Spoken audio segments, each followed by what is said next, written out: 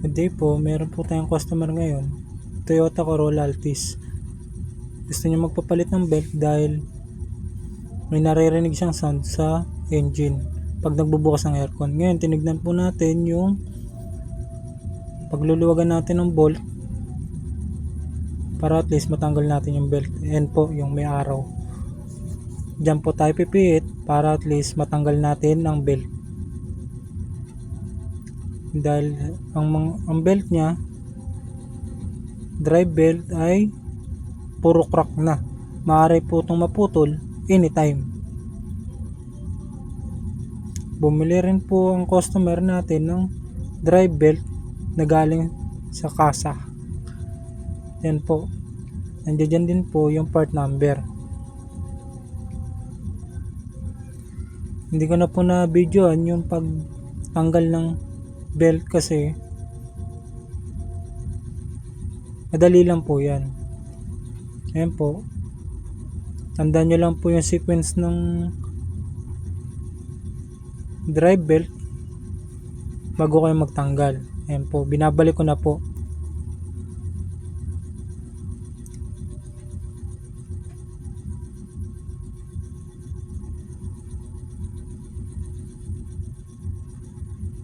Medyo nahirapan lang po ako dyan sa tensioner. Hinuli ko na po yung paglagay ng belt dito sa may alternator kasi masikip po para madaling may pasok yung sa may aircon.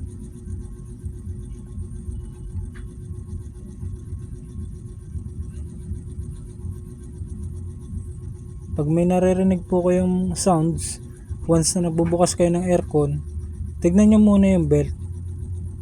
Baka belt lang po. Overdue na or may crack na. Yan po, pinihit ko po ng 19 gamit ang ratchet. Pakanan para may pasok ko yung belt.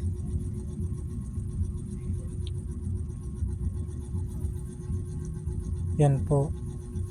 Once na may pasok nyo po lahat ng belt, double check po kung yung lahat ng ngipin niya nakasahid na po sa lahat ng pulley bago nyo po i-start.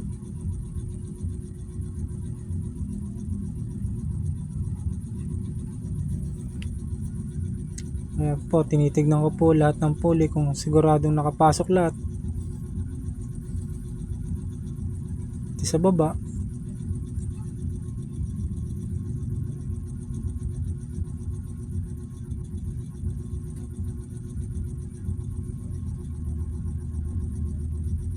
yan po, dinodouble check ko na lang po yan para at least walang maging aberya.